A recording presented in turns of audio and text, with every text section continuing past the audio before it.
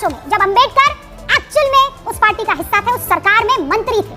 समाज में पिछड़ों, दलितों, आदिवासियों, महिलाओं, अल्पसंख्यकों के लिए अंबेडकर किसी भगवान से कम नहीं है। बाबा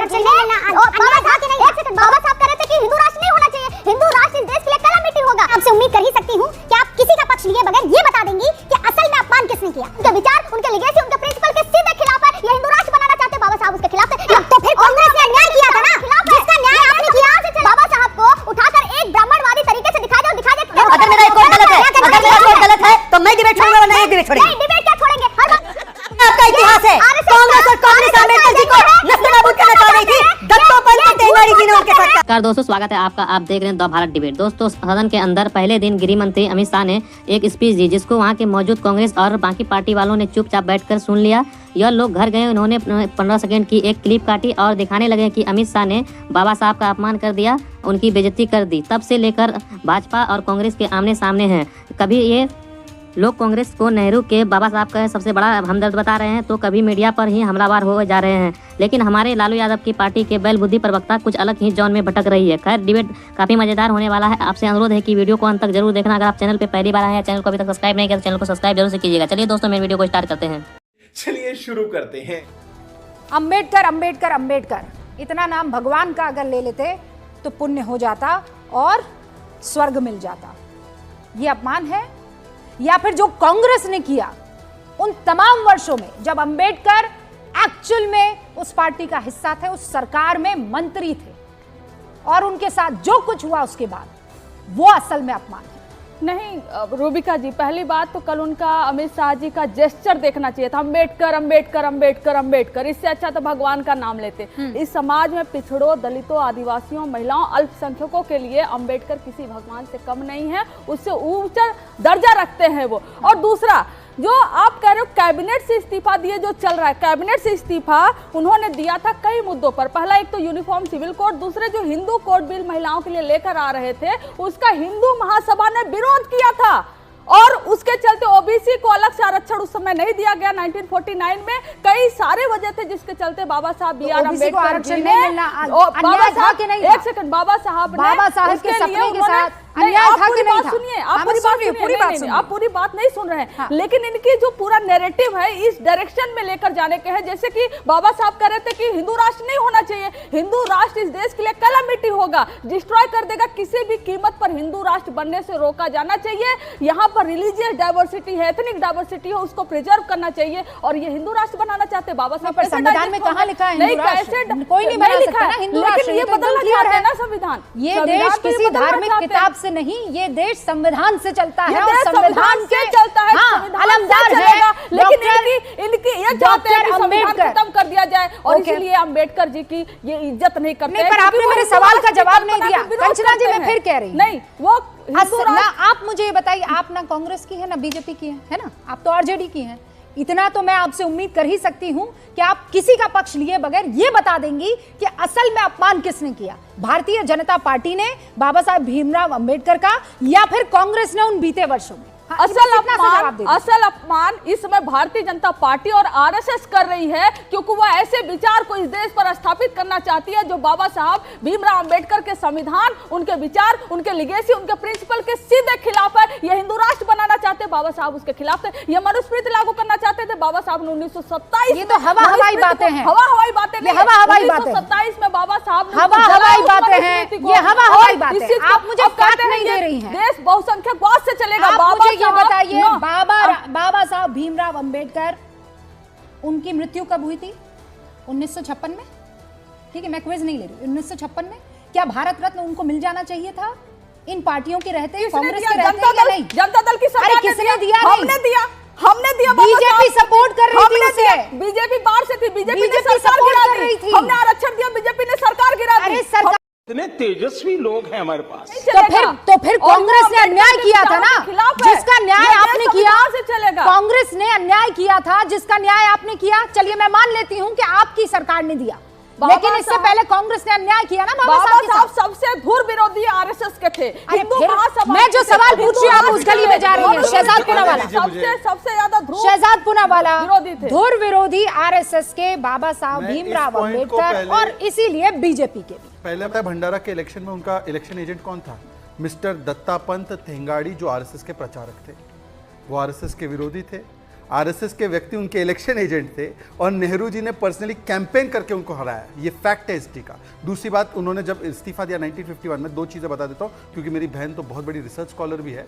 उनको 1951 का बाबा साहब आम्बेडकर जी का लेटर पढ़ना चाहिए रेजिग्नेशन का। उसमें उन्होंने बोला कि ये मुस्लिम मेनिया से ग्रसित है नेहरू, और नेहरू जी को लगता है कि केवल मुसलमानों के लिए करना है, SC ST और क्रिश्चियंस का क्या। और उनको ये लेटर जो है या अपनी बात जो है पार्लियामेंट में रखने नहीं दी गई। नेहरू जी ने कहा कि सुन लीजिए, सेंसर करेंगे, हम पहले पढ़ेंगे आप क्या बोलना चाहते हैं फिर बोलने देंगे। तो उन्होंने बोला कि मैं इसको पब्लिश करा देता हूं, डायरेक्टली मीडिया में पब्लिश हो गया। उनको मौका नहीं मिला पार्लियामेंट में अपना लेटर और रेजिग्नेशन देने का। तीसरी बात मैं पूछना चाहता हूं कंचना जी से, 1956 में उनकी मृत्यु हुई, वो चले गए, हमारे बीच में नहीं रहे। 1990 में VP सिंह की government supported by BJP gives Bharat Ratna, और नेहरू जी को 1964 में उनकी मृत्यु हुई, 1955 में भारत रत्न। इंदिरा जी को 1984 में मृत्यु हुई, 1971 में भारत रत्न। राजीव जी 1991 में मृत्यु हुई, 1991 में भारत रत्न। चलिए छोड़ देते हैं। उसके बाद 5 स्थल है बाबा साहब आम्बेडकर जी से जुड़े हुए, मऊ, दीक्ष भूमि, चैत्य भूमि, दिल्ली का स्थल।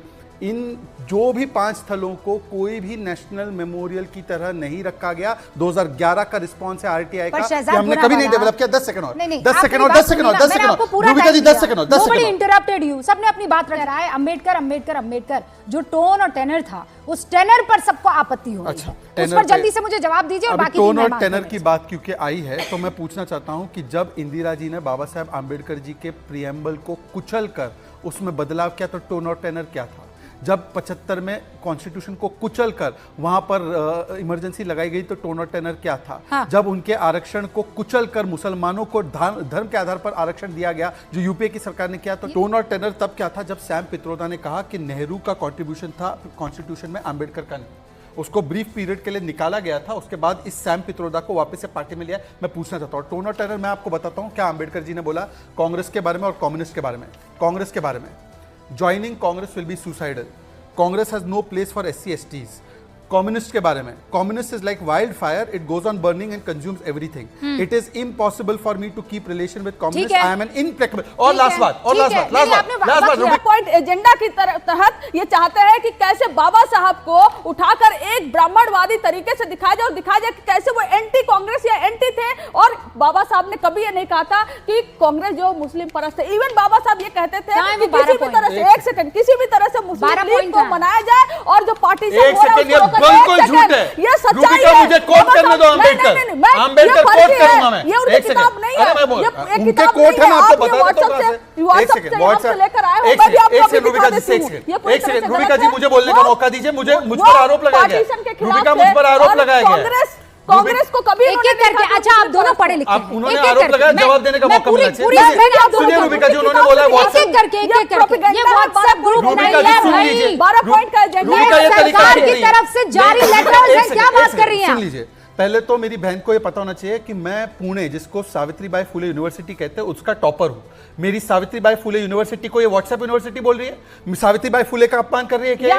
सुन लीजिए, अब सुन लीजिए व्हाट्सएप। अरे सुन लीजिए, मैं यहाँ पे जो भी एक सेकंड, मैं जो भी कह रहा हूँ रूबिका जी, आपके रिसर्च से चेक करवाइए। अगर मैं झूठ बोल रहा हूँ तो मैं माफी मांगूंगा, वरना ये माफी मांगूंगा। अब सुन लीजिए, पार्टीशन और पाकिस्तान, भाई ये क्या तरीका है? मुझे बोलने दीजिए। एक करके, एक एक करके, मैंने उनकी बात सुनी। कंचना जी एक एक करके, एक एक करके। Baba Saheb 20 second Shahzad and then 20 seconds Kanchana. आप मुझे मत टोके बस।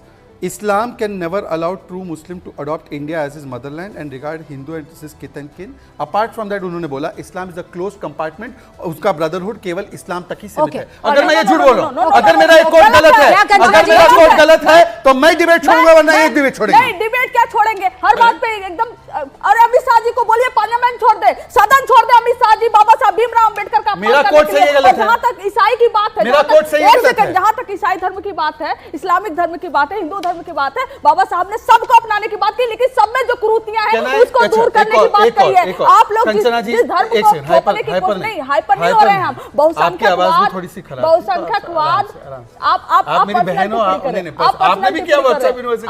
व्हाट्सएप यूनिवर्सिटी क्या थी? आप पर्सनल, मैंने आपकी प्रशंसा की। मैंने अच्छा, मैं एक फैक्ट कोट करना चाहता हूं, उसके बाद आप ये जो पूरा 10 सेकंड दे दीजिए मुझे। 10 सेकंड आप मुझे 10 सेकंड आप दे दीजिए। रुकती नहीं ना। बहुसंख्यकवाद का जो इनका पूरा प्रोपेगेंडा जो चल रहा है चलाने का, उसके खिलाफ अम्बेडकर अब मेरी भी 10 सेकंड, अब मेरी भी 10 सेकंड, नहीं रुबिका, अब मेरी भी 10 सेकंड सुनिए। नहीं पाते अब मेरी 10 सेकंड सुनिए। अम्बेडकर को आपका हो गया 10 डाइजेस्ट नहीं सेकंड, कर अब 10 पाते, सेकंड हो अम्बेडकर को गाली देते देखिए हैं कंचना जी ये। ये गलत है। 10 सेकंड आपको भी सुनना पड़ेगा। रुबिका सुन लीजिए, मेरे 3 सुन लीजिए, हाँ वो सुनते रहेंगे।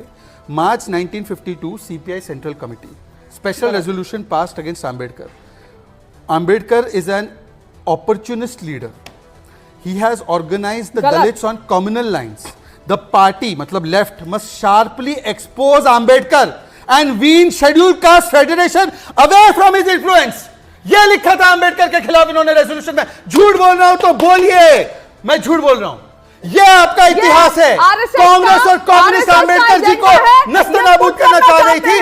दत्तोपंत तेंगाड़ी जी ने उनके साथ काम किया। फोर्स ऑन पाकिस्तान पे ये झूठ कोट करते हैं कि अम्बेडकर एक कांग्रेस एक प्रो मुस्लिम था। नहीं, मैं पूरा पढ़ रही हूँ, ये पूरा झूठ है। अम्बेडकर को ये झूठ कोट ये आरएसएस के 12 पॉइंट कहाँ से आए? ये आरएसएस का 12 पॉइंट एजेंडा है। ये कहाँ ये है? पूरा एजेंडा मुझे बताइए ना कहाँ है? अम्बेडकर ये लेटर जिसका वो जिक्र कर रहे हैं, बदनाम करो और शहजाद अम्बेडकर को पुना- ब्राह्मणवादी कंचना जी, बनाओ, सुनिए मेरी बात। कांग्रेस बनाओ। कंचना जी, आपके दिमाग में कोई कॉन्स्पिरेसी नहीं, चल नहीं, रही नहीं, है, नहीं, कोई नहीं, कॉन्स्पिरेसी नहीं, थ्योरी हम चल रही है, भी मेरे समझ में आता है। हम भी रिसर्च ये किए हैं, पन्ने, मैडम, हम ये भी पन्ने, रिसर्च- आपके ये पास पन्ने, पन्ने हैं, ये तो हमारे पन्ने। पास भी पन्ने हैं। ये facts हमारे है। पास भी फैक्ट्स ये हैं। facts है। कौन दोस्तों वीडियो को अंत तक देखने के लिए धन्यवाद। आज का ये डिबेट वीडियो आप लोग को कैसा लगा आप लोग कमेंट सेक्शन में अपनी राय जरूर लिखना। अगर आप चैनल पे पहली बार आए हैं या चैनल को अभी तक सब्सक्राइब नहीं किया तो चैनल को सब्सक्राइब और वीडियो को लाइक जरूर से कीजिएगा। चलिए दोस्तों मिलते हैं कोई और शानदार डिबेट वीडियो में, तब तक के लिए जय हिंद, जय भारत, वंदे मातरम।